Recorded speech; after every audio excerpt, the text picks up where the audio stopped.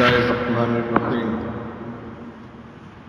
الحمد لله رب العالمين والصلاة والسلام على سيد الأنبياء والمرسلين سيدنا ونبينا ومولانا محمد وعلى آله وأصحابه أجمعين أما بعد باب في الوسوسة عن أبي هريرة رضي الله تعالى عنه قال قال رسول الله صلى الله عليه وسلم إن الله تجاوز عن أمتي ما وسوست به صدرها ما لم تعمل به أو تتكلم متفق عليه.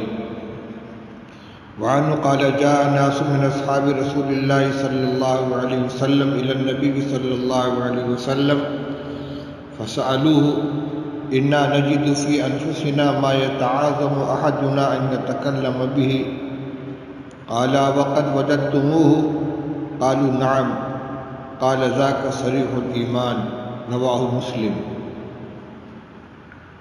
وعن ابن عباس رضي الله تعالى عنه أن النبي صلى الله عليه وسلم جاءه رجل فقال إني أحدث نفسي بالشيء لأن أكون حمامة أحب إلي من أن أتكلم به قال الحمد لله الذي رد أمره إلى الوسوسة رواه أبو داود أو كما قال رسول الله صلى الله عليه وسلم.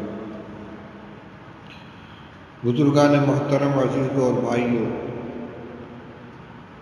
آج کی مجلس میں وسوسہ سے متعلق بیان کرنے کا ارادہ ہے. برسوں پہلے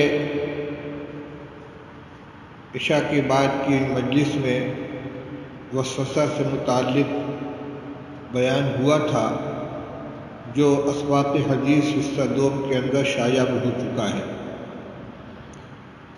لیکن یہ بیماری اس قدر عام ہے اور کثرت سے لوگ اس کے اندر مبتلا ہیں، اس کا تقاضا یہ ہے کہ اس مضمون کو زیادہ سے زیادہ لوگوں تک پہنچایا جائے. اس لیے آج کی مجلس میں اس کو عنوان بنا کر روایات کی روشنی میں کچھ گفتگو کرنا چاہتا ہوں. وسوسہ کیا چیز ہے؟ دل میں غیر ارادی طور پر جو خیالات آتے ہیں ان کو وسوسہ کہتے ہیں.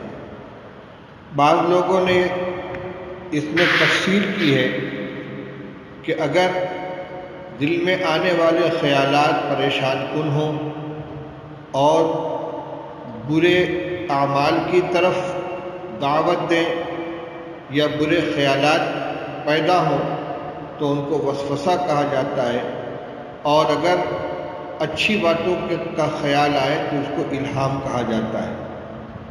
لیکن جو بھی ہو یہ وسوسہ حجت نہیں اور اس کے اوپر آدمی سے کوئی معاوضہ بھی نہیں ہے. وسوسے کی بہت سی صورتیں ہوتی ہیں. بعض لوگوں کو ایمان کے بارے میں وسوسہ ہوتا ہے، ایسے خیالات آتے ہیں کہ پریشان ہو جاتا ہے کہ میں خدا نخواستہ ایمان سے خارج ہو گیا. اللہ جل شانہ کے بارے میں، آخرت کے بارے میں، قیامت کے بارے میں خیالات آتے ہیں. شیطان وسوسے میں مبتلا کرتا ہے اور آدمی اس کو ہٹانا چاہتا ہے، اس کو دفع کرنا چاہتا ہے، اور جتنا اس کے لیے کوشش کرتا ہے اتنا الجھتا چلا جاتا ہے. ایک وسوسہ ایمان کے بارے میں ہوا. کبھی وسوسہ پاکی کے بارے میں انسان کے اندر پیدا ہو جاتا ہے. وضو کر رہا ہے، اس کو اطمینان نہیں ہوتا کہ میرا وضو ہوا. کلی کر رہا ہے تو کلی کرتا جا رہا ہے، ہاتھ دھل رہا ہے، چہرہ دھل رہا ہے تو مسلسل دھلتا چلا جا رہا ہے.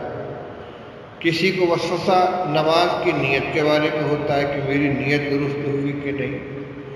کسی کو نماز کی صحت کے بارے میں وسوسہ ہوتا ہے کہ میری نماز ہوئی یا نہیں. بعض لوگوں کو دیکھا کہ ان کو طلاق کا وسوسہ ہو جاتا ہے کہ کہیں میری زبان سے کوئی ایسا لفظ تو نہیں نکل گیا یا ایسا لفظ نکل نہ جائے جس سے میری بیوی کو طلاق ہو جائے. یہ سارے کے سارے وساوس ہیں. اور وسوسے کی اصل یہ ہے کہ شیطان ایسے خیالات دل کے اندر پیدا کرتا ہے۔ اس کا حکم کیا ہے؟ حضرت ابو ہریرہ رضی اللہ تعالیٰ عنہ کی روایت ابھی آپ کے سامنے پڑھی گئی کہ رسول اللہ صلی اللہ علیہ وسلم نے ارشاد فرمایا، ان اللہ تجاوز عن امتی ما وسوست به صدرها ما لم تعمل به او تتکلم، متفق علیہ۔ رسول اللہ صلی اللہ علیہ وسلم ارشاد فرماتے ہیں کہ اللہ تعالیٰ نے میری امت سے ان چیزوں کو درگزر فرما دیا کہ جو اس کا جی وسوسہ لاتا ہے، یا اس کے دل کے اندر جو وسوسے پیدا ہوتے ہیں، خیالات آتے ہیں۔ محض خیال کے درجے میں اس پر کوئی مواخذہ نہیں ہے جب تک کہ اس پر عمل نہ کر لے یا اس کو زبان سے ادا نہ کر دے۔ اس کی شرح یہ ہے کہ بعض اعمال وہ ہیں جن کا تعلق کلام سے ہے، اور بعض اعمال وہ ہیں جن کا تعلق اعضاء و جوارح سے ہے۔ مثلا کوئی شخص اپنی بیوی کو خدا نخواستہ طلاق دیتا ہے، یہ زبان کا عمل ہے، تو دل میں صرف خیال آ جانے سے بلکہ ارادہ ہو جانے سے کوئی طلاق واقع نہیں ہوتی جب تک کہ زبان سے طلاق کے الفاظ کو صراحت کے ساتھ ادا نہ کرے۔ صراحت کا مطلب یہ کہ صاف صاف بول نہ دے، چاہے وہ طلاق صریح ہو چاہے طلاق کنائی ہو، لیکن جن الفاظ سے طلاق واقع ہوتی ہے ان الفاظ کو جب تک زبان سے ادا نہیں کرے گا، صرف دل میں خیال آنے سے کوئی طلاق نہیں پڑے گی۔ اسی طرح کسی کو کہ گالی بکنے کا دل میں خیال پیدا ہوا، الزام لگانے کا خیال پیدا ہوا، تو گالی بکنا، الزام لگانا یہ زبان کا ایک عمل ہے۔ صرف دل میں خیال آنے سے گالی بکنے کا گناہ اس کو نہیں ہوگا۔ بعض اعمال وہ ہوتے ہیں جن کا تعلق اعضاء و جوارح سے، کرنے سے ہے۔ جو عمل انسان کے فعل سے ظہور میں آتا ہے، جب تک اس کا صدور نہ ہو جائے، وہ عمل ہو نہ جائے، اس وقت تک صرف وسوسے کے درجے میں خیال آنے سے اس پر کوئی مواخذہ نہیں۔ مثلا کسی کو مارنے کا خیال آیا، فرض کر لیجئے کسی کو قتل کرنے کا خیال آیا اور دل میں خیال یہ پیدا ہو رہا ہے بار بار، یہ وسوسہ ہے، اس کی وجہ سے اس پر کوئی مواخذہ نہیں۔ لیکن اس پر ایک علمی اشکال یہ ہوتا ہے کہ بعض چیزیں وہ ہیں جو صرف دل ہی کے اندر رہتی ہیں اور ان کے اوپر مواخذہ ہوتا ہے، جیسے حسد ہے، تکبر ہے، بغض ہے، کینہ ہے، کفر ہے، نفاق ہے۔ یہ وہ چیزیں ہیں جن کا تعلق انسان کے قلب سے ہے۔ دل کے اندر اگر کسی کے بارے میں بغض ہے تو پھر مواخذہ ہوگا، دل میں تکبر ہے اس کے اوپر مواخذہ ہوگا۔ اسی طرح اور بھی بعض چیزیں جن کا ظہور عمل کے اندر نہیں ہوتا بلکہ دل ہی کے اندر وہ چیز ہوتی ہے، تو کیا اس پر کوئی مواخذہ نہیں ہوگا؟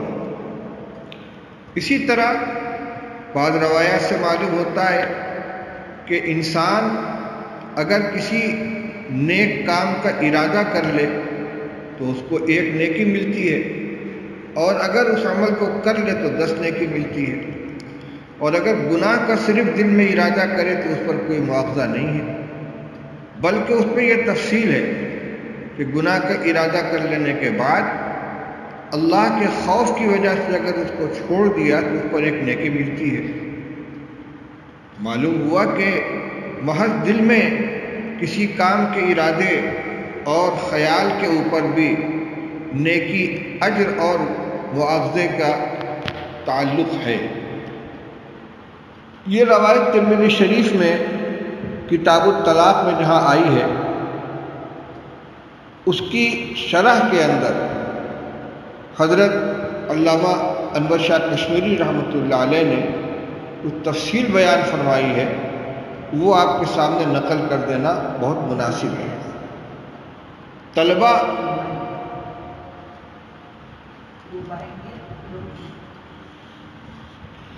طلبہ کی تشفی کے لیے اور علماء کے لیے خاص طور سے یہ مضمون قابل توجہ ہے۔ حضرت شاہ صاحب رحمۃ اللہ علیہ فرماتے ہیں کہ اصل میں دل کے اندر آنے والے جو خیالات ہیں ان کے بہت سے درجات ہیں۔ بعض اعمال وہ ہیں کہ جن کا تعلق قلب ہی سے ہے، جو جوارح سے کرنے کے اعمال ہی نہیں ہیں، جو قلب ہی سے ادا ہوتے ہیں، جیسے کفر ہے، نفاق ہے، حسد ہے، کبر ہے، یہ سب اعلیٰ درجے کے گناہ ہیں۔ ان گناہوں کا عامل قلب ہی ہوتا ہے۔ روایت کے الفاظ میں غور کیا جائے تو اس اشکال کا جواب نکل آتا ہے۔ رسول اللہ صلی اللہ علیہ وسلم نے ارشاد فرمایا کہ اللہ تعالیٰ نے میری امت کے ان چیزوں کو معاف فرما دیا، درگزر فرما دیا جس کا اس کے دل میں وسوسہ پیدا ہوتا ہے، جب تک کہ ان کو بول نہ دے یا ان کو کر نہ گزرے۔ اس سے معلوم ہوا کہ اس روایت کا تعلق ان باتوں سے ہے کہ جو گفتگو کے قبیل سے ہوں یا عمل جوارح، ہاتھ پیر یا دوسرے اعضاء و جوارح سے ان کا صدور ہوتا ہو۔ یعنی جو گناہ ایسا ہے کہ جو بولنے ہی سے ہوگا، جیسے گالی بکنا، کسی کے اوپر الزام لگا دینا، کسی کی غیبت کرنا، یہ وہ گناہ ہے جس کا تعلق کلام سے ہے۔ تو اگر غیبت کا خیال آیا یا گالی بکنے کا خیال آیا یا الزام لگانے کا خیال آیا، اس خیال آنے پر مواخذہ نہیں ہوگا، کیونکہ اس گناہ کا تعلق کلام سے ہے۔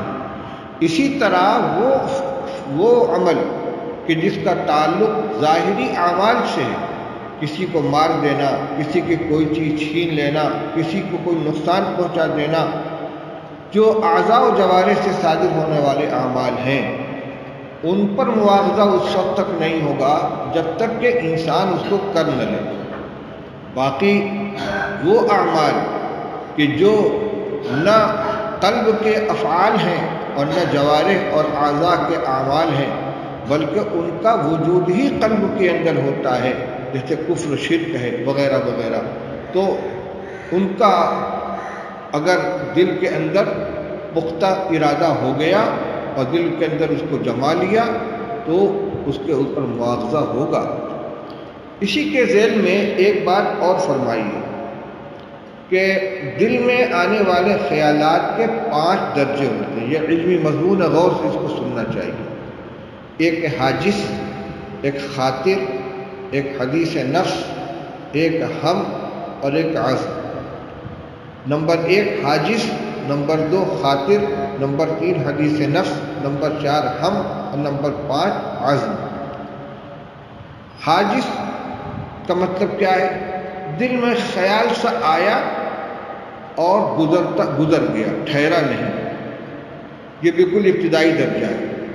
اس سے کچھ مضبوط خاطر ہے، دل میں خیال آیا اور تھوڑا سا ٹھہرا لیکن وہ باقی نہیں رہا۔ اس کے بعد کا درجہ حدیث النفس ہے، دل میں ایک بات آئی، تھوڑا سا آدمی اس کی طرف متوجہ ہوا، کچھ اس کے بارے میں سوچا، کروں نہ کروں، یہ نفس اس سے مخاطب ہوا، اس کے ساتھ اس نے گویا گفتگو کی۔ یہ تینوں درجے جو ہیں ان پر نیکی کے سلسلے میں کوئی اجر نہیں ہے اور بدی کے سلسلے میں کوئی مواخذہ نہیں۔ یعنی اگر کسی برائی کے سلسلے میں حاجس کے درجے میں خیال آئے یا خاطر کے درجے میں خیال آئے یا حدیث نفس کے درجے میں خیال آئے تو کوئی گناہ نہیں۔ اسی طرح کسی نیک عمل کے سلسلے میں صرف حاجس کے درجے میں یا خاطر کے درجے میں یا حدیث نفس کے درجے میں کوئی خیال آئے تو اس پر کوئی اجر نہیں۔ اس کے بعد چوتھا درجہ ہے ہم کا۔ ہم کے معنی ارادہ کر لینا لیکن پختہ ارادہ نہ ہو، خیال آیا اور اس کے کرنے کا ارادہ کیا لیکن ابھی پختہ نہیں ہے تو اس کو ہم کہتے ہیں۔ اس میں اگر کسی گناہ کا کسی نے ہم کیا ہو، ارادہ کیا ہو، تو اس کے اوپر کوئی مواخذہ نہیں ہے جب تک کہ اس کو کر نہ لے۔ اور نیکی کا اگر ہم ہے خیال پیدا ہوا ہے تو اس پر ایک اجر مل جائے گا۔ یعنی ہم جو چوتھا درجہ ہے عزم سے پہلے کا، عزم کے معنی پختہ فیصلہ کر لینا، دل میں پختہ ارادہ کر لینا، یہ آخری درجہ ہے۔ اس سے پہلے ہم ہیں جس میں ارادہ ہوتا ہے لیکن پختہ نہیں ہوتا، اس میں نیکی کا ارادہ کر لینے پر ایک اجر ملتا ہے اور بدی کا ارادہ کر لینے پر کوئی گناہ نہیں ہوتا۔ ہاں بدی کا ارادہ ہم کے درجے میں ہو اور پھر انسان اس کو اللہ کے ڈر کی وجہ سے چھوڑ دے تو ہو سکتا ہے اس کے اوپر اس کو اجر ملے۔ ہاں آخری درجہ جو ہے عزم میں اگر بدی کا پختہ فیصلہ کر لیا، گناہ کا پختہ فیصلہ کر لیا تو اس عزم کے اوپر مواخذہ ہے۔ کیوں مواخذہ ہے؟ اس لیے کہ عزم کرنا یہ دل کا ایک عمل ہے۔ مثلا کسی کو قتل کرنے کا کسی نے پختہ فیصلہ کر لیا تو اس قطعی فیصلہ کر لینے پر اس کو گناہ ہوگا۔ کس چیز کا گناہ ہوگا؟ قتل کرنے کا گناہ نہیں ہوگا بلکہ قتل کرنے کا فیصلہ کرنے کا گناہ ہوگا۔ اور اگر نیک عمل کا عزم کیا ہے تو اس پر اس عمل کا اس کو اجر ملے گا، اور جب کر لے گا تو 10 گنا اجر ملے گا۔ اور ہم کے درجے میں کسی گناہ کا ارادہ کیا یا عزم کے درجے میں کسی گناہ کا ارادہ کیا اور اس کے بعد پھر اللہ کے خوف سے اس کو چھوڑ دیا تو اس پر اس کو اجر ملے گا۔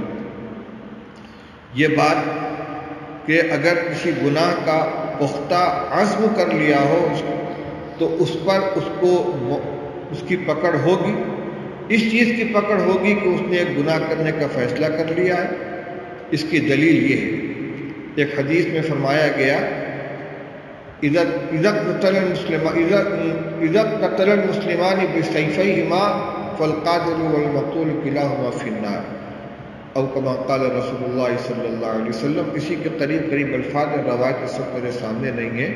مضمون اس کا یہ ہے کہ دو مسلمان جب تلوار لے کر آپس میں ایک دوسرے کے مقابل ہوتے ہیں اور لڑائی کرتے ہیں تو جو قتل کرنے والا ہوتا ہے وہ بھی جہنم میں جائے گا اور جس کو قتل کیا گیا وہ بھی جہنم میں جائے گا۔ اس پر صحابی نے پوچھا حاضر القاتل فما بال المقتول، یا رسول اللہ جس نے قتل کیا اس کا تو جہنم میں جانا سمجھ میں آتا ہے کیونکہ وہ مسلمان کا قاتل ہے، لیکن جو قتل کیا گیا وہ کیوں جہنم میں جائے گا؟ تو رسول اللہ صلی اللہ علیہ وسلم نے ارشاد فرمایا انہ کان حریصا علی قتل اخیہ، او کما قال صلی اللہ علیہ وسلم، فرمایا وہ اپنے بھائی کو قتل کرنے کا حریص تھا۔ یعنی دونوں جب تلوار لے کر ایک دوسرے کے مقابل ہوئے تو دونوں کا ارادہ اپنے مقابل کو قتل کرنے کا تھا، اور اسی ارادے سے انہوں نے تلوار چلائی، لیکن ایک اس میں کامیاب ہوا اور ایک کامیاب نہیں ہوا۔ تو عملاً قتل کا مرتکب ایک شخص ہوا ہے، لیکن قتل کا پختہ ارادہ کرنے والا دوسرا شخص بھی ہے، اس پر مواخذہ اس کا ہوگا۔ یہ الگ بات ہے کہ وہ اپنے ارادے میں کامیاب نہیں ہو سکا۔ تو دیکھیے یہاں قتل کا فیصلہ کر لینے پر اس کو جہنم میں جانے کی وعید سنائی گئی ہے، جبکہ عملاً اس سے قتل کا صدور نہیں ہوا۔ یہ 5 درجے جو ہیں ان سے معلوم ہوتا ہے کہ صرف خیال آئے اور نکل جائے، تھوڑی دیر کے لیے گناہ کا خیال آئے اور ٹھہرے نہیں، بس تھوڑی دیر رک کر چلا جائے، یا یہ کہ دل میں تھوڑی دیر اس کے بارے میں آدمی غور و فکر کرے، تو اس کے اوپر کوئی پکڑ نہیں ہے۔ اور گناہ کا ارادہ ہلکا سا ہوا لیکن پختہ ارادہ نہیں ہوا تب بھی اس پر کوئی پکڑ نہیں ہے۔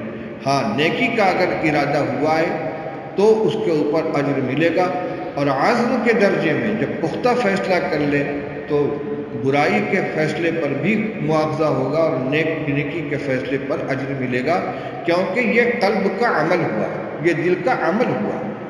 اسی طرح جو اعمال ایسے ہیں جن کا تعلق صرف دل سے ہے، جیسے کفر ہے، کفر کا عقیدہ ہے، شرک کا عقیدہ ہے، یا بغض ہے، کینہ ہے، حسد ہے، تکبر ہے، یہ سب وہ گناہ ہیں کہ جن کا محل ہی قلب ہے، ان کے اندر یہ چیزیں پائی جائیں گی تو اس پر پکڑ ابھی یہ روایت آپ کے سامنے آ چکی ہے کہ رسول اللہ صلی اللہ علیہ وسلم نے ارشاد فرمایا کہ جس شخص کے دل کے اندر ذرہ کے برابر، ذرہ کے وزن کے برابر بھی تکبر ہوگا وہ جنت میں نہیں جائے گا۔ یہ تکبر دل کے اندر ہے، کیونکہ تکبر کا محل ہی قلب ہے، اس کی جگہ ہی قلب ہے، اس کا صدور ہی قلب سے ہوا کرتا ہے۔ بہرحال یہ تو تشریح ہوئی اس بات کی کہ وسوسے کا کون سا درجہ ایسا ہے جس پر پکڑ ہے، کون سا درجہ ایسا ہے جس پر پکڑ نہیں۔ لیکن عام طور سے جو وساوس ہوتے ہیں وہ انہی 3 درجوں میں ہوتے ہیں کہ جن کے اوپر کوئی گرفت نہیں ہے۔ اب روایت کے الفاظ کو دوبارہ دیکھ لیں۔ حضرت ابو ہریرہ رضی اللہ تعالیٰ نے ارشاد فرماتے ہیں کہ رسول اللہ صلی اللہ علیہ وسلم نے ارشاد فرمایا کہ اللہ تعالیٰ نے میری امت سے ان باتوں کو معاف فرما دیا، درگزر فرما دیا جس کا اس کے دل کے اندر وسوسہ پیدا ہوتا ہے، جب تک کہ وہ اس پر عمل نہ کر لے یا اس کو زبان سے ادا نہ کر لے۔ اب ایک بات اور سمجھ لیجیے کہ وسوسہ ایسی چیز ہے کہ اس میں بڑے بڑے مبتلا ہوئے ہیں۔ خود صحابہ کرام رضی اللہ تعالیٰ عنہم کے اندر بعض حضرات وسوسہ کا شکار ہوئے، رسول اللہ صلی اللہ علیہ وسلم کی خدمت میں حاضر ہوئے اور انہوں نے اپنی پریشانی ذکر کی اور رسول اللہ صلی اللہ علیہ وسلم نے اس کا حل فرمایا۔ چنانچہ دوسری حدیث جو آپ کے سامنے پڑھی گئی ہے، حضرت ابو ہریرہ رضی اللہ تعالیٰ عنہ سے مروی ہے، قال جاء الناس من اصحاب رسول اللہ صلی اللہ علیہ وسلم الى النبی صلی اللہ علیہ وسلم فسألوه انا نجد في انفسنا ما يتعاظم احدنا ان يتكلم به قال وقد وجدتموه قالوا نعم قال ذاك صریح الایمان رواہ مسلم۔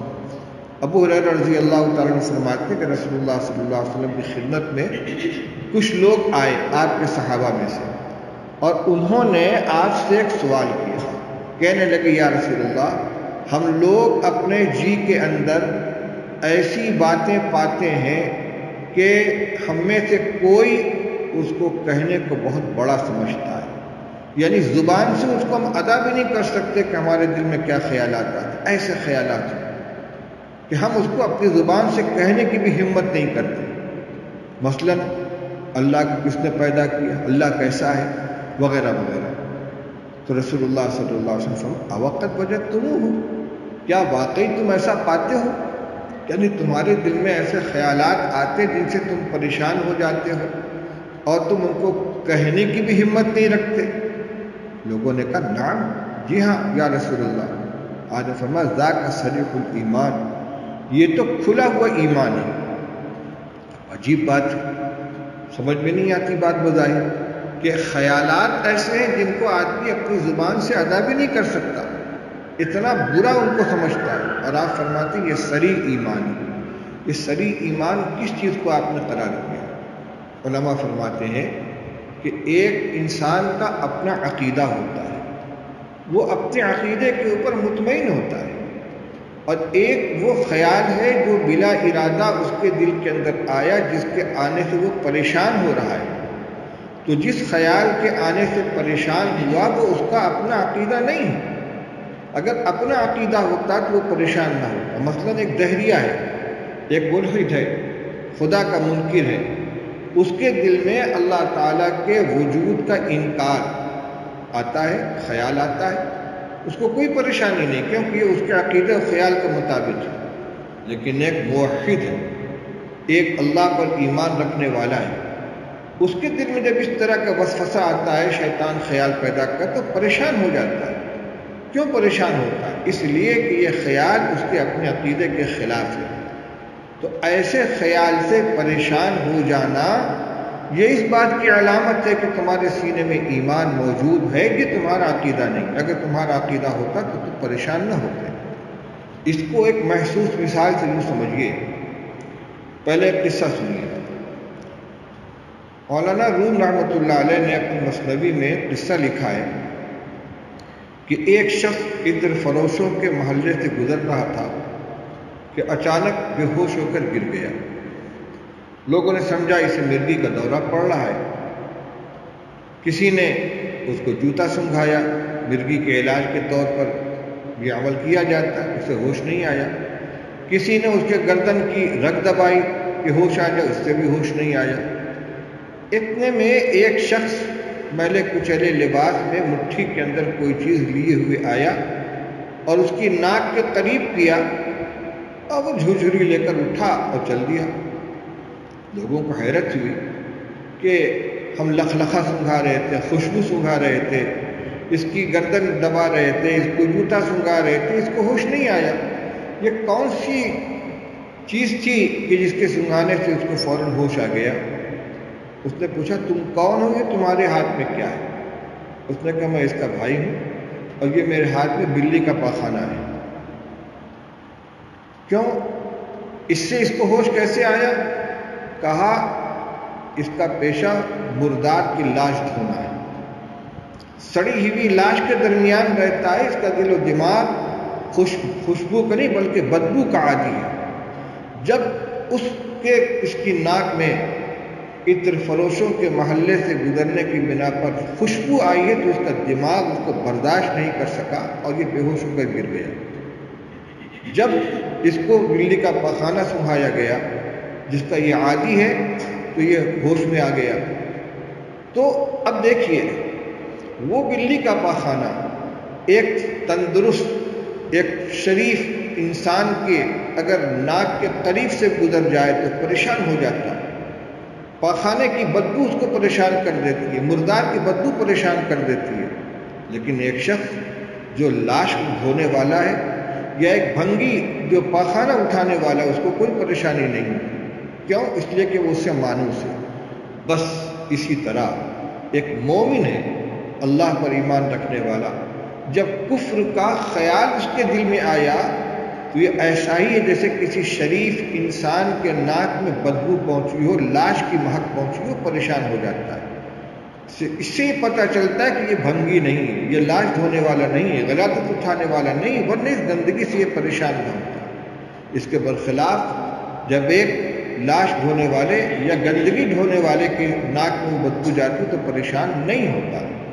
تو آپ کا یہ فرمانا کہ ذاک صریح الایمان، اس میں صحابہ کو تسلی دی گئی ہے کہ ایسے خیالات سے تمہارا پریشان ہونا یہ اس بات کی نشانی ہے کہ وہ خیالات تمہارا اپنا عقیدہ نہیں ہے، تمہارا اپنا خیال نہیں ہے، یہ ایسے ہی گزرتے ہوئے خیالات ہیں کہ جیسے راستے میں یا فضا کے اندر گزرنے والی بدبو ہوا کرتی ہے۔ اس سے پتہ یہ چلا کہ وسوسے کی وجہ سے آدمی کو پریشان نہیں ہونا چاہیے، اس کے اندر الجھنا نہیں چاہیے۔ چنانچہ علماء نے لکھا ہے اور میں نے اپنے شیخ، اپنے استاد، اپنے مرشد حضرت مفتی محمود صاحب نور اللہ مرقدہ کو بار بار سنا وسوسہ کے مریض کو ہدایت دیتے ہوئے، خط کے اندر اس کا جواب لکھواتے ہوئے کہ وسوسے کا صرف ایک علاج ہے۔ وسوسے کا تو ویسے حکیم افلاطون کے پاس بھی کوئی علاج نہیں، لیکن اس کا صرف ایک علاج ہے کہ آدمی وسوسے سے پریشان نہ ہو، خیالات جو آتے ہیں ان کی طرف متوجہ نہ ہو، ان کو ہٹانے کی کوشش نہ کرے، ان کو دفع کرنے کی کوشش نہ کرے۔ کیسے ہی خیالات آ رہے ہیں ان کو ہٹانے کی اور ان کو دفع کرنے کی، اپنے ذہن سے نکالنے کی ہرگز کوشش نہ کرے، کیونکہ ہٹانے کے لیے ان کی طرف متوجہ ہونا ہوگا اور ان سے الجھنا پڑے گا۔ وسوسہ لانے والا شیطان ہے، انسان اپنے ارادے سے اس کے لائے ہوئے خیال کو دفع کرنے کی کوشش کرے گا، مغلوب ہو جائے گا اور پریشانی میں اضافہ ہوگا۔ اس کا ایک ہی راستہ ہے کہ اس کو نظر انداز کرے، اس کی طرف توجہ نہ کرے۔ جب شیطان دیکھے گا کہ میرے ان وساوس سے، وسوسہ اندازی سے یہ پریشان نہیں ہوتا تو پریشان کرنا چھوڑ دے گا۔ اب دیکھیے کوئی شخص راستہ چل رہا ہے، کتا اس پر بھونکنے لگا، اگر کوئی شخص رک کر اس کو ڈھیلا مارے، اس کو ڈنڈا مارے یا اس سے لڑنے کی کوشش کرے تو کیا ہوگا؟ کتا اس پر اور جھپٹے گا اور زیادہ اس کو پریشان کرے گا۔ اس لیے سب جانتے ہیں کہ کتا اگر بھونک رہا ہو تو نہ دوڑے بھاگے، نہ کتے سے الجھے، بلکہ اپنی رفتار سے اسی طرح چلتا چلا جائے، کتا خود بخود چلا جائے۔ اسی طرح آپ نے کبھی دیکھا ہوگا کہ بعض شریف بچے لوگوں کو چڑھاتے ہیں، چھیڑتے ہیں، کوئی کپڑا پکڑ کے کھینچ رہا ہے، کوئی لاٹھی کھینچ رہا ہے، کوئی آوازیں کس رہا ہے، کوئی پاگل کہہ رہا ہے۔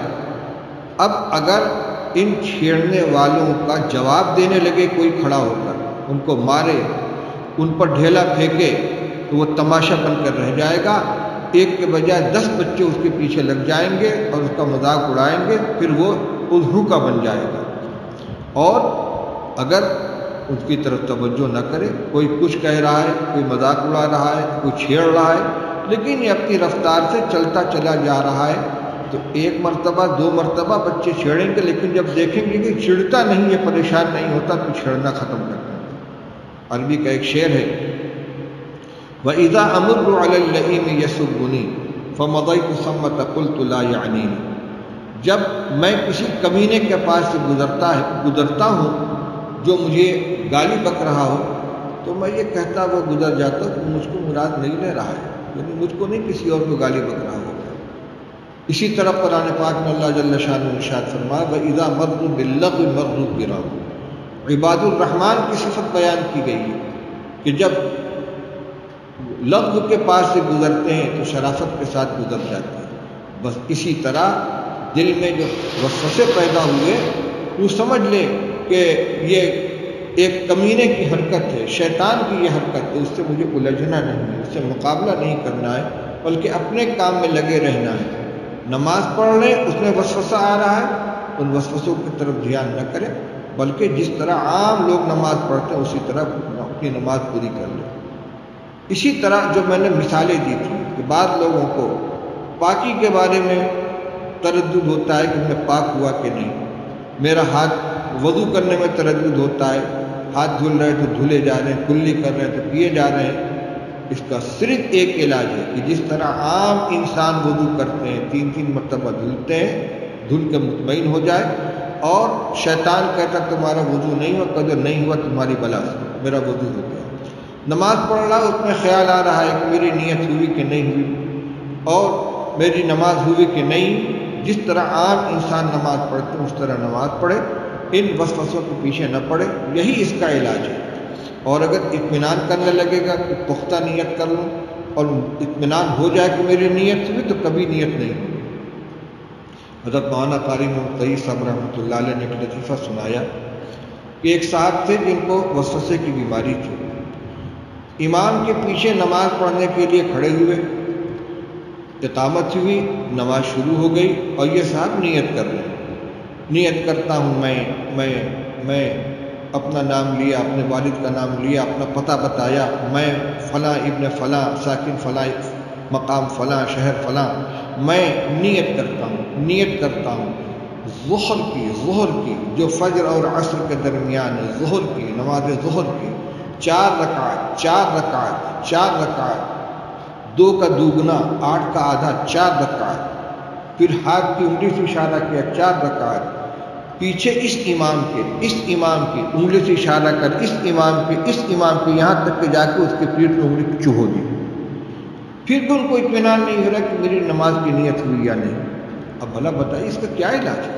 نیت تو دل کے ارادے کا نام ہے، زبان سے نیت کرنا زیادہ سے زیادہ مستحب ہے، وہ بھی ان کے لیے کہ جو وسوسے اور اس طرح کے خیالات کا شکار ہوتے ہیں، ورنہ دل میں ارادہ کر لینا، صرف اتنا ارادہ کہ یہ نماز متعین ہو جائے کہ کون سی نماز، خیال اس کا پختہ ہو جائے، بس یہ نیت کافی ہے۔ اب وسوسہ ہو رہا ہے کہ میری نیت ہوئی کہ نہیں، تو اتنا کر کے بھی آدمی کو اطمینان نہیں ہوتا۔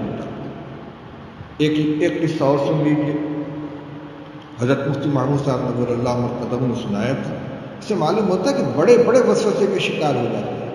سہارنپور مدرسے کے سابق محتمم ناظم حضرت مولانا اسد اللہ صاحب رحمۃ اللہ علیہ بڑے پختہ صلاحیت کے عالم تھے، ادیب تھے، اور حضرت مولانا شفیع صاحب تھانوی رحمۃ اللہ علیہ کے بڑے خلفاء میں سے حضرت مولانا قاری صدیق احمد صاحب باندھوی رحمۃ اللہ علیہ انہی کے خلیفہ تھے، مولانا اسد اللہ صاحب یہ نائب ناظم تھے، اور مولانا عبداللطیف صاحب رحمۃ اللہ علیہ مدرسہ مظاہرین کے ناظم تھے۔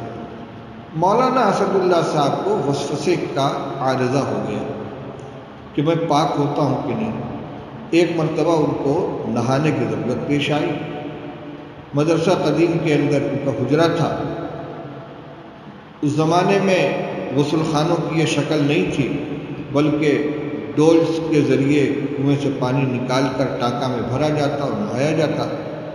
یہ تشریف لے گئے کنویں کے پاس، ڈول پکڑا، اس کو ڈھیل دیا کنویں میں، اور رسی پر ہاتھ سے رسی سرکتی ہوئی ڈول اندر پہنچا، پانی ٹانکے میں بھرا، اس کے بعد غسل کیا، کپڑا پہنا اور پھر چل کر مسجد کے اندر گئے۔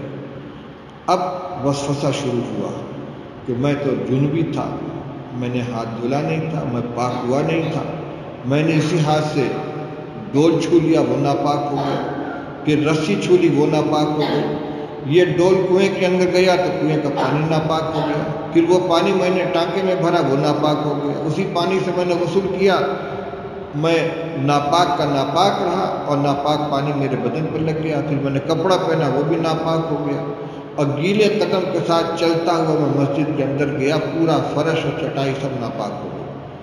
اب سر پکڑ کر بیٹھے، کیا کریں؟ آئے پریشان ہو کر مولانا عبداللطیف صاحب رحمۃ اللہ علیہ خدمت میں آ کر کہا، حضرت میں کیا کروں؟ کہوں کیا ہو گیا؟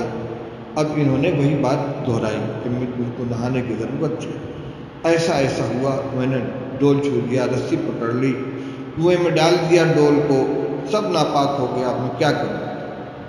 مولانا عبداللطیف صاحب رحمۃ اللہ علیہ ان کے استاد بھی تھے اور بزرگوں میں تھے، انہوں نے ان کے سینے پر ہاتھ مار کر ڈانٹ کر کہا، مولوی اسد اللہ، تمہارے علاوہ ساری چیزیں مالکی ہو گئی، کنواں، رسی، ڈول، ٹانکا، فرش، مسجد سب کے سب مالکی ہو گئے، تمہارا جی چاہے پاک ہو ناپاک، جاؤ یہاں سے۔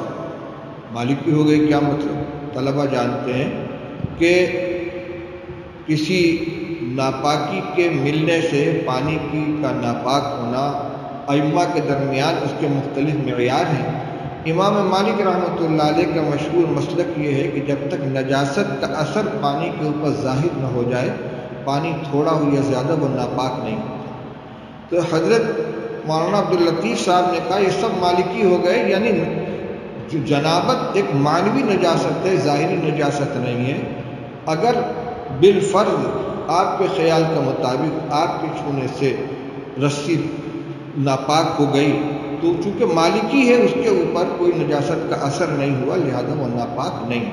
ویسے مسئلے کی روح سے جنوبی کا ہاتھ ناپاک نہیں ہوتا، نہ ڈول چھونے سے ڈول ناپاک ہوگا، نہ رسی ناپاک ہوگی، نہ پانی ناپاک ہوگا۔ تو یہ کہہ کر ان کو جو ڈانٹا ہے تو حضرت فرماتے تھے کہ یہ حضرت تصدق بھی تھا، ان کا وہ وسوسہ نکل گیا، مطمئن ہو گیا۔ ہم نے خود اپنی آنکھوں سے مسجدوں کے اندر دیکھا ہے۔ ہمارے شہر میں محلہ بڑی مسجد کے اندر ایک صاحب، اس کے پڑوس میں ایک صاحب رہتے تھے جو بعد میں اشفاق نگر کے اندر منتقل ہو گئے، وضو کرنے کے لیے بیٹھتے تھے، ہاتھ دھل رہے ہیں، دھلے جا رہے ہیں، نماز شروع ہو جاتی تھی، رکعتیں نکل جاتی تو ان کا وضو پورا نہیں ہوتا، اس کے بعد صف کے اندر آ کے کھڑے ہوئے، اب نماز کی نیت باندھنی ہے تو ہاتھ کے انگوٹھے کو کان کے اندر لگا کر اس کو زور زور سے جھٹکا دیتے تھے، یعنی نیت باندھنے کے لیے ہاتھ کانوں تک اٹھنا چاہیے، اس کا اطمینان کرنے کے لیے کان میں ہاتھ لگا کر اس کو ہلا رہے ہیں، جھٹکا دے رہے ہیں، اور کچھ دیر کے بعد وہ اچانک نیت باندھ لیتے تھے۔ تو بھئی آدمی اگر وسوسے کو دفع کرنے اور اس سے اطمینان حاصل کرنے کی کوشش کرے گا تو سوائے پریشانی کے اور کچھ نہیں ہوگا۔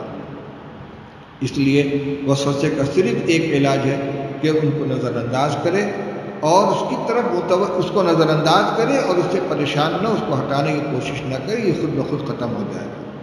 جس کی میرے محلے میں ایک صاحب تھے، ابھی الحمدللہ حیات ہیں، ایک وقت گزرا ان کے اوپر، آتے تھے مفتی صاحب وہ تو نکل گئے، مجھے خیال پیدا ہو گیا تھا تو وہ ہو گئی، یعنی مسئلہ پوچھنے کے لفظ طلاق زبان سے ادا کرنے میں بھی ڈر رہے ہیں، ان کو لاکھ سمجھاتے، اطمینان دلاتے لیکن وہ پریشان رہتے تھے، تو طلاق کا وسوسہ پیدا ہو جاتا ہے بعد میں۔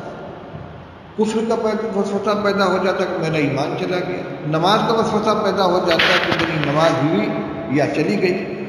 تو میرے بھائی اس کا علاج صرف یہی ہے کہ آدمی اس وسوسے سے بالکل پریشان نہ ہو اور اس سے یوں کہے کہ تم یہ سمجھتے ہو میری نماز نہیں ہوئی، تم پریشان ہو، میری نماز ہوئی۔ چنانچہ ایک روایت ہے عن القاسم بن محمد ان رجلا سأله فقال انی اہم فی صلاتی فیکسر ذلك علی فقال له امض فی صلاتك فإنه لن يذهب ذلك عنك حتى تنصرف وانت تقول ما اتممت صلاتي رواہ مالک۔ یہ قاسم ابن محمد حضرت ابو بکر صدیق رضی اللہ تعالیٰ عنہ کے پوتے ہیں، اجلہ تابعین میں سے ہیں، فقہائے مدینہ میں ان کا شمار ہوتا ہے۔ یہ کہتے ہیں کہ ایک شخص نے ان سے یہ پوچھا، قاسم ابن محمد سے ایک شخص نے کہا کہ حضرت مجھے اپنی نماز کے اندر بہت وہم ہوتا ہے اور یہ بڑھتا رہتا ہے، یعنی بہت پریشان ہوتا ہوں نماز کے بارے میں۔ نماز میں وہم کیا ہوگا؟ یہی کہ میری پاکی ہوئی کہ نہیں، میری قرت ہوئی کہ نہیں، میری نیت ہوئی کہ نہیں۔ رکعت کے بارے میں وہم ہونے لگتا ہے کہ 2 رکعت ہوئی کہ 4 رکعت ہوئی۔ تو کہنے لگے کہ مجھے اپنی نماز کے اندر وہم ہوتا بہت زیادہ ہوتا ہے، اور اس وہم کے اندر ہوتا کیا ہے؟ شیطان یہ کہتا تمہاری نماز نہیں ہے، تمہاری نماز نہیں ہے۔ تو حضرت قاسم بن محمد نے اس شخص کے جواب میں امض فی صلاتک کا اس کے جواب میں فرمایا تم اپنی نماز اسی طرح پوری کرو، رکو مت، سوچو مت، جس طرح نماز پڑھ لو پڑھتے رہو۔ فَإِنَّهُ لَنْ يَذْهَبَ ذَلِكَ عَنْكَ حَتَّى تَنْصَرِفَ وَأَنْتَ تَقُولُ مَا أَتْمَمْتُ صَلَاتِي۔ یہ چیز تم سے اس وقت تک زائل نہیں ہوگی جب تک کہ تم یہ عمل نہ کرو کہ تم نماز سے فارغ ہو جاؤ یہ کہتے ہوئے ہاں میری نماز نہیں ہوئی۔ یعنی شیطان جو تم سے کہہ رہا ہے کہ تمہاری نماز نہیں ہوئی، اسے کو ٹھیک ہے میری نماز نہیں، تم کیوں پریشان ہوتے ہو، تمہاری بلا میری نماز ہو گئی، جیسے سارے لوگ پڑھتے میں نے بھی پڑھ لیا، میری نماز ہو گئی۔ تو جب وہ یہ کہتا ہے کہ تمہاری نماز نہیں ہوئی ہے تم کو ہو گئی، تو وہ اپنی منہ کی کھائے گا اور چلا جائے گا۔ ایسے ہی جب کوئی اس طرح کے خیالات آئیں تو اس وقت پریشان نہیں ہونا چاہیے، جو عمل جس طرح عام لوگ کرتے ہیں اسی طریقے سے اس کو کر لیں، اور پاکی ناپاکی کے بارے میں، نماز کی صحت کے بارے میں، کفر کے بارے میں، عقیدے کے بارے میں، یا اسی طرح طلاق ہو گئی اس کا جو وسوسہ آتا ہے تو وسوسے کے سے پریشان نہ ہو، اور یہ سوچے کہ یہ تو وہ چیز ہے کہ جو بڑے بڑوں کو پیش آئی ہے۔ میں نے ابھی آپ کو ایک روایت سنائی کہ صحابہ آ کر رسول اللہ صلی اللہ علیہ وسلم شکایت کی۔ ایک روایت اور سن لیجئے، عن ابن عباس رضی اللہ تعالیٰ عنہ نبی صلی اللہ علیہ وسلم جاءہ رجل فقال انی احدث نفسی بالشیء لأن اکون حمامة احب الی من ان اتکلم به فقال الحمد للہ الذی رد امرہ الی الوسوسہ رواہ ابو داؤد۔ عبداللہ ابن عباس رضی اللہ تعالیٰ عنہ سے مروی ہے کہ آپ کی خدمت میں، رسول اللہ صلی اللہ علیہ وسلم کی خدمت میں ایک شخص حاضر ہوا اور کہنے لگا یا رسول اللہ میں اپنے جی میں ایسی بات پاتا ہوں کہ میں کوئلہ ہو جاؤں یہ مجھے زیادہ پسند ہے اس کے مقابلے میں کہ میں اس کو زبان سے ادا کروں۔ ایسے خیالات آتے ہیں کہ میں زبان سے ادا کرنے کے مقابلے میں جل کر کوئلہ ہو جانے کو پسند کرتا ہوں۔ کیا مطلب ہوا؟ جل کر مگر کوئلہ ہو گیا تو میرا جسم ختم ہو جائے گا، دنیاوی نقصان ہوگا، جسمانی نقصان ہوگا، لیکن جو بات میرے دل میں آتی ہے اس کا تعلق ایمان سے، عقیدے سے، وہ ایسی بات ہے یہ سمجھتے تھے کہ اس کو کہنے سے خدا نہ خاطر میں کافر ہو جاؤں گا۔ تو ایک طرف اس بات کو زبان سے ادا کرنا ہے جس میں ایمان کے ضائع ہونے کا اندیشہ ہے، ایک طرف جل جانا ہے جس میں جان کے جانے کا اندیشہ ہے۔ تو جان کا ضیاع ایمان کے ضیاع کے مقابلے میں ہلکا ہے، یہ کہنا چاہتے ہیں کہ ایسی بات اپنے دل میں پاتا ہوں کہ میں جل کر کوئلہ ہو جاؤں، یہ مجھے زیادہ پسند ہے بمقابلے اس کے کہ میں اس کو اپنی زبان سے ادا کروں۔ تو رسول اللہ صلی اللہ علیہ وسلم فرمایا اللہ کا شکر ہے جس نے شیطان کے اختیار کو وسوسے تک ہی رکھا، الذی رد امرہ الی الوسوسہ، اللہ کا شکر ہے جس نے شیطان کے معاملے کو وسوسے تک لوٹا دیا، یعنی وہ اس سے آگے نہیں بڑھ سکتا۔ اور وسوسے کے اوپر کوئی معاوضہ نہیں ہو، اس سے پریشان ہونا ہی نہیں چاہیے، اس لیے وسوسہ سے آگے وہ نہیں بڑھ پاتا۔ اور اس کے بارے میں آپ کو یہ ارشاد کہ یہ تو عین ایمان ہے، یہ ابھی روایت گزر چکی ہے، جس کا معنی یہ ہو کہ اس سے آدمی پریشان نہ ہو، کیونکہ یہ اس کا اپنا عقیدہ نہیں ہے۔ بہرحال وسوسہ چاہے پاکی ناپاکی کے بارے میں ہو، چاہے نماز کے بارے میں ہو، رکعت کے بارے میں وسوسہ ہو جاتا ہے، علماء فرماتے ہیں کہ رکعت شمار کرنے کے چکر میں زیادہ نہ پڑے، 1 ہوئی، 2 ہوئی، 3 ہوئی۔ تجربہ یہ ہے بڑوں کا کہ جو آدمی اپنے معمول کے مطابق سارے کام کر رہا ہے، نیت باندھی، دعائے ثنا پڑھی، قرآن پڑھا، ضم سورہ فاتحہ پڑھی، ضم سورہ کیا، رکوع سجدہ کیا، معمول کے مطابق کرتا چلا جاتا ہے، جے رکعت کا ارادہ ہے، اس کی نماز سیدھے سیدھے پوری ہو جاتی ہے۔ لیکن اگر کسی اور چیز کی طرف دھیان گیا، کسی اور چیز کو بلا ارادہ سوچنے لگا، تو وہ رکعت کے اندر بھی گڑبڑ ہوگی۔ کسی اور چیز کے سوچنے میں یہ بھی شامل ہے کہ رکعت شماری میں لگا رہے، 1 ہو گئی، اب 2 ہو گئی، اب تیسری ہے، ادھر متوجہ ہوگا تو نماز کی طرف سے دھیان ہٹے گا، اور جس کام میں مشغول ہے اسی میں وہم ہو جائے گا۔ اس لیے کوئی بھی خیال وسوسہ آئے اس سے پریشان نہ ہو اور اس کو دفع کرنے کی کوشش نہ کرے، اپنے کام میں لگا لے۔ کسی نہ کسی کام کے اندر تو لگا ہوا ہے۔ میں سمجھانے کے لیے ایک مثال دیتا ہوں۔ جب بچوں کو سائیکل چلانا سکھایا جاتا ہے تو ان کو سائیکل جو بیٹھا کر ان سے کہا جاتا ہے سامنے دیکھو، پیڈل مارو اور سامنے دیکھو، دائیں بائیں مت دیکھنا، پیچھے مت دیکھنا۔ اب وہ سامنے کی طرف دیکھ رہا ہے اور سائیکل چلا رہا ہے، بڑھتا جا رہا ہے۔ اگر مڑ کر دائیں بائیں دیکھے گا گر جائے گا۔ ہاں، جب ماہر ہو جاتا ہے تو جیسے چاہے چلائے، لیکن ابھی چلانا سیکھ رہا ہے تو اس کو سب سے زیادہ اسی پر زور دیا جاتا ہے کہ سامنے کی طرف دیکھو، کسی اور طرف توجہ مت کرو، چلانے لگتا ہے۔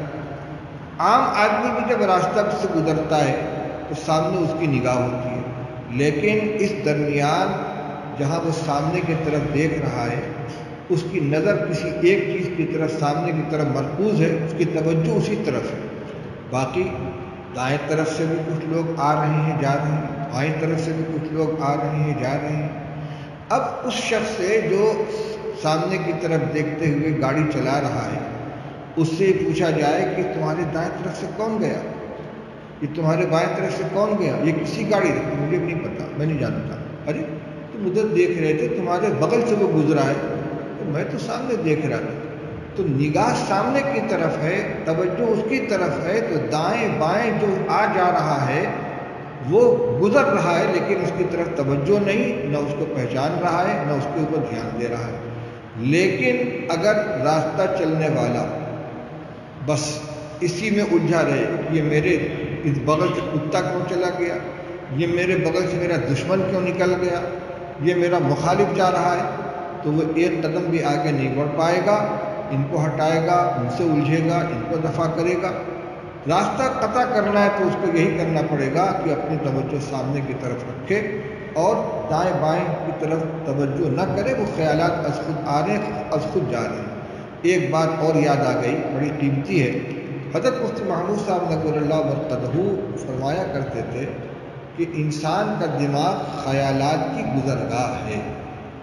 انسان کا دماغ خیالات کی گزرگاہ ہے۔ جس طرح کوئی کمرہ ہے، اس میں آمنے سامنے 2 کھڑکیاں ہیں، ایک طرف سے ہوا آ رہی ہے، دوسری کھڑکی سے نکل رہی ہے۔ اس ہوا کے ساتھ باہر کی خوشبو بھی آ سکتی ہے، باہر کی بدبو بھی آ سکتی ہے۔ وہ از خود ایک کھڑکی سے وہ خوشبو یا بدبو داخل ہوگی یا دوسری کھڑکی سے نکل جائے گی۔ اب اگر کوئی شخص یہ اس میں الجھ جائے کہ بدبو کیوں آئی ادھر سے، میں اس کو نہیں آنے دوں گا، تو الجھے گا، پریشان ہوگا، لیکن آنے والی اس ہوا کو روک نہیں سکتا، اس کے ساتھ آنے والی بدبو اور خوشبو کو وہ روک نہیں سکتا، اس کے اوپر اس کا قابو نہیں ہے۔ اسی طریقے سے انسان کا دماغ خیالات کی گزرگاہ ہے، بلا ارادہ اچھے برے خیالات آتے رہتے جاتے رہتے، ان میں الجھنا نہیں چاہیے۔ ایک مثال اور دیتے تھے حضرت یکسوئی کی کو سمجھانے کے لیے، فرمایا دیکھو پان والے کی دکان پر عموماً بڑا آئینہ لگا ہوتا ہے، کوئی شخص پان کی دکان پہ کھڑا ہوا، پان لگوا رہا ہے یا کوئی سامان لے رہا ہے، اب سامنے آئینہ ہے تو اس میں اپنا چہرہ دیکھ رہا ہے، اپنا چشمہ درست کر رہا ہے، اپنی ٹوپی درست کر رہا ہے، اپنا چہرہ دیکھ رہا ہے۔ لیکن جس وقت وہ اپنا چہرہ دیکھ رہا ہو، پیچھے راستہ ہے، اس میں سے کتا بھی گزر سکتا ہے، سور بھی گزر سکتا ہے، کوئی برا انسان بھی گزر سکتا ہے، اور جو جو گزرے گا سب کا عکس اس آئینے کے اندر آئے گا۔ اب اگر یہ شخص اپنا چہرہ اگر دیکھنا چاہتا ہے تو اس کو چہرے پر اپنی نگاہ مرکوز رکھنی ہوگی، اور اگر پریشان ہوگا یہ کتے کی شکل کیوں نظر آ گئی، یہ سور کی شکل کیوں نظر آ گئی، یقینی طور پر اس کو اپنے چہرے سے نگاہ ہٹانی پڑے گی اور اس دوسری چیز پر الجھ کر رہ جائے گا۔ تو علاج یہ ہے کہ جو کام تم کر رہے اس کو کرتے رہو، دوسری طرف توجہ مت کرو، اس کو نہ ہٹانا تمہارے اختیار میں، نہ گزرنے والے کو روکنا تمہارے اختیار میں۔ اسی طرح جو خیالات گزر رہے ہیں ان کو گزرنے دو، ان سے الجھو مت، ان سے پریشان مت۔ یہ مختصر سی بات تھی جو مختصر ہونے کے باوجود خاصی لمبی ہو گئی، اور جیسا کہ میں نے شروع میں عرض کیا تھا کہ اس سلسلے کا ایک بیان مطبوعہ شکل کے اندر اسباق حدیث حصہ دوم کے اندر چھپا ہوا ہے۔ اگر واقعتاً کوئی مبتلا ہو اس بیماری میں تو اس کا مطالعہ کریں۔ میں نے آزمایا اور بہت سے احباب کو جو وسوسے کے مریض تھے ان کو وہ کتاب دی اور ان کو تاکید کی کہ ایک مرتبہ نہیں بار بار اس کو پڑھیں، اور الحمدللہ اس سے ان کو افاقہ ہوا۔ افاقہ اس وجہ سے نہیں ہوا کہ میرا بیان، بلکہ افاقہ اس وجہ سے ہوا کہ اس میں رسول اللہ صلی اللہ علیہ وسلم اور بزرگوں کے بتائے ہوئے علاج کو ذکر کیا گیا ہے۔ جن لوگوں نے اس علاج کو اختیار کیا ان کو فائدہ ہوا، اس لیے اس کا بھی مطالعہ کرنا چاہیے، اس بیان کو بھی سننا چاہیے۔ انشاءاللہ وسوسے سے نجات حاصل ہو جائے گی۔ اللہ تعالی ہم سب کو عمل کرنے کی توفیق عطا فرمائے۔ وآخر دعوانا الحمدللہ رب العالمین۔